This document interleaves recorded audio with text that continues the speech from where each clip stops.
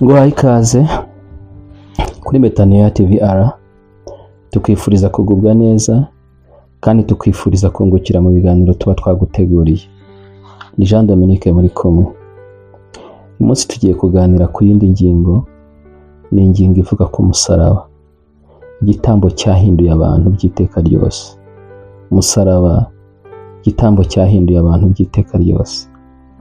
Baririmbyi benshi bakunda kuririmba bakaririmba umusaraba, abigisha benshi bakunda kwigisha bakigisha umusaraba. Yewe iyo uvuze agakiza, ntushobora kuvuga agakiza utavuze ku musaraba. Umusaraba ni ikintu gikomeye cyane. Bamwe bawuririmbyeho bavuga ibintu byinshi, ati ndashima Yesu, ndashima umusaraba, cyane cyane ndashima Yesu wawubambweho. Uyu munsi tugiye kuganira ku musaraba, igitambo kizima byahinduye abantu by'iteka ryose. Reka dufatanye gusenga, tugaruke tuganira. Ndakurarikira gutega amatwi, ndakurarikira gukurikira. Umwuka wera dufashe, wunguke kandi nanjye nunguke. Mana, ndagushimye ko unkunda, ndagushimye ko ukunda abankurikiye, ndagushimye ko ukunda abizera, ndagushimye ko ukunda abantu bose. Icyubahiro ni cyawe. Ndagushimiye ko watanze Kristo kugira ngo awukunda bakure mu mwijima w'icuraburindi, abazane umucyo wawe, ariyo nzira y'agakiza. Icyubahiro ni cyawe. Turagushimira ibyo wandikishije ukabihamya kugira ngo bituyobore. Turagushimira imbaraga zawe watanze kugira ngo zigendane natwe zitubashishe. Warakoze Mana.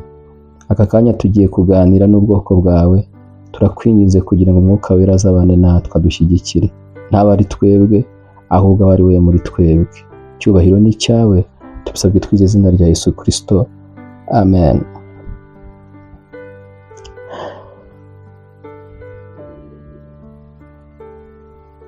Umusaraba, igitambo cyahinduye isi by'iteka ryose.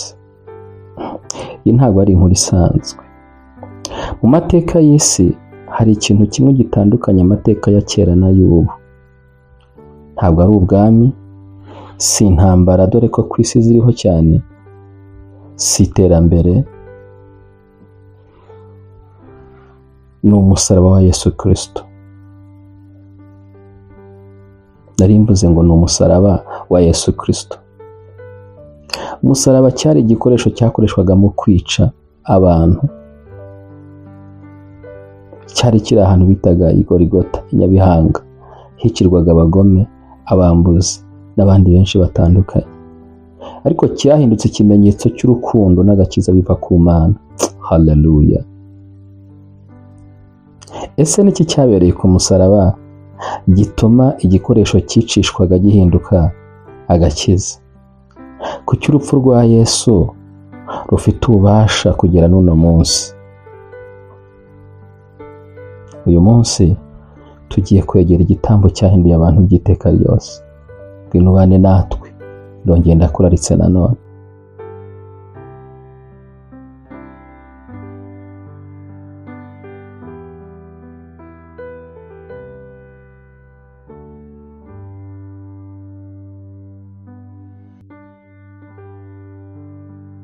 Iyo tuvuga umusaraba, ntago dushobora kwirengagiza ikintu gikomeye, icyaha ndetse n'ingaruka zacyo. Icyaha ntabwo ari ijambo ryoroshye. Icyaha ni ukwitandukanya n'Imana. Pawulo abyandikira Abaroma, igice cya 6:23, yaravuze ngo ibihembo by'ibyaha ni urupfu. Bivuze ngo umuntu wese ukora icyaha akwiriye gupfa, niko byanditse. Imana ntitorera ntirya ruswa ku cyaha, igihana yihanukiriye niko gukiranuka kwayo. Mu isezerano rya kera, icyaha cyishyurwaga n'amaraso y'amatungo, cyangwa se icyaha cyahongererwaga n'amaraso y'itungo. Ariko ibyo byari igicucu kibyendaga kuzaba. Cyari igishushanyo, ntago cyakizaga ibyaha mu by'ukuri. Cyari igishushanyo cy'ibyari kuzaba. Nicyo gitambo cya Yesu Kristo cyabereye ku musaraba, icyo turimo kuvuga none aha ngaha. Umuntu rero yari akeneye igitambo gitunganye. Ntago yari akeneye igitambo cy'inuma cyangwa se igitambo cy'amapfizi y'intama cyangwa se ay'amahene. Yari akeneye igitambo gitunganye, kizima, kitagira inenge.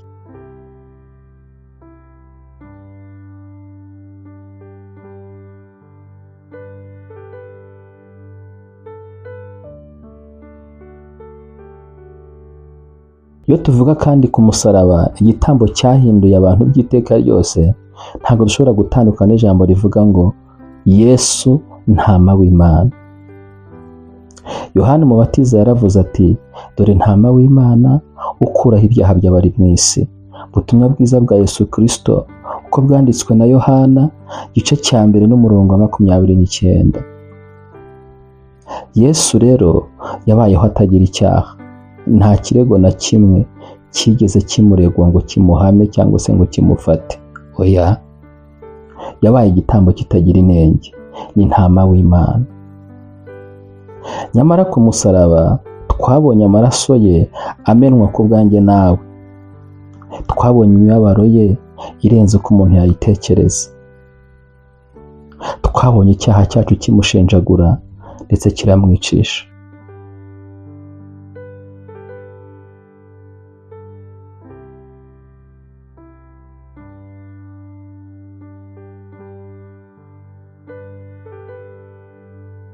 Amasaha 3 y'umubabaro y'umwijima w'icuraburindi. Mu masaha 3 y'umwijima Yesu arataka cyane ati, Mana yanjye, Mana yanjye, niki kikundekesheje? Ntabwo ari uko Data yari yamuretse, nta nubwo ari uko yamutereranye, ahubwo nuko Yesu yari yikoreye ibyaha byacu, kandi Imana yanga ibyaha urunuka. Ku musaraba urubanza rw'icyaha rwaraciwe, icyaha cyarakatiwe kandi kiratsindwa. Igihano cyari kidutegereje cyarishyuwe. Ubu ntabwo tukiri mu bubata bw'icyaha, ariko kubizera. Inzira igana kwa Data yarafunguwe, arangije aravuga ati, birarangiye. Yohana igice cya 19 n'umurongo wa 30. Ibyo byari bivuze iki? Ibyo byari bivuze ngo umurimo w'agakiza uruzuye, nta na gato kaburaho.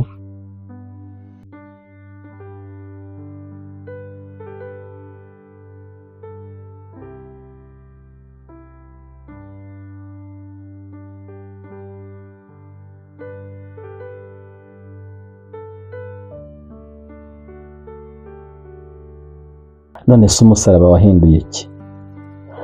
Ko twatangiye tuvuga ko umusaraba ari igitambo cyahinduye abantu by'iteka ryose, umusaraba wahinduye iki? Umusaraba wahinduye uko tubona Imana. Umusaraba wahinduye uko dufata kandi uko dufata icyaha.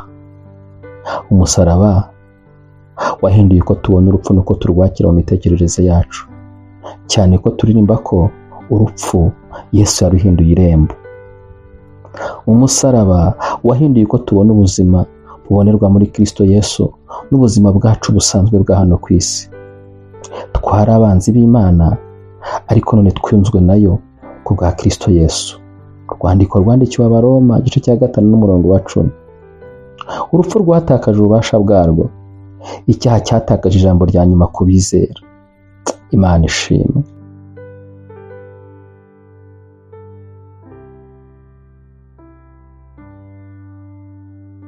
None umusaraba kuri wowe uvuze iki? None umusaraba kuri jyewe uvuze iki? None umusaraba ku bizera uvuze iki? Umusaraba si inkuru y'amateka gusa ngo ube wanditswe mu bitabo, ube wanditswe mu nkuru tuwusoma tuwubwira abandi. Ahubwo umusaraba kuri wowe ubwawe, wowe nkurikiye, wowe uneze amatwi, umusaraba ni invitation, n'ubutumire. Yesu ntabwo yapfiriye abantu mu kivunge gusa, oya.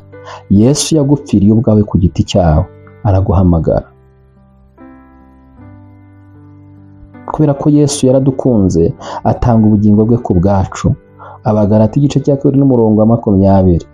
Bityo wowe nkurikiye, wowe unyumva, nta cyaha kinini gute gishobora gusumba amaraso ya Yesu. Nta mubabaro ukomeye gute wasumba urukundo rwa Yesu. Yesu araguhamagara, Yesu arakuha invitation.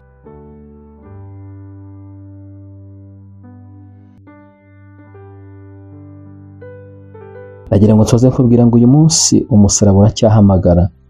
Umusaraba uracyahamagara mu ndirimbo, uracyahamagara mu nyigisho, uracyahamagara mu bihimbano by'umwuka, uracyahamagara mu buhamya butangwa n'abizera.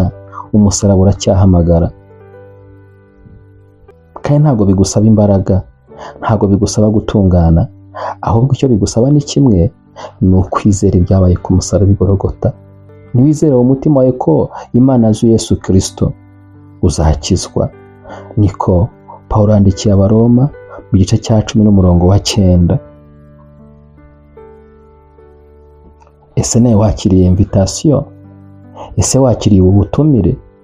Umusaraba uracyahamagara, umusaraba uracyateze nk'amaboko. Reka dufatanye gusenga mu izina rya Yesu. Mana Data, turagushimira umusaraba wa Yesu. Tuje imbere yawe uko turi, twemera ko Yesu yadupfiriye. Utwakire, kandi turakwinginga kugira ngo twakire imbabazi n'ubugingo bushya, duhindura abantu bashya, tubeshwaho n'urukundo rwawe. Tubisabye twizeye izina rya Yesu Kristo. Amen.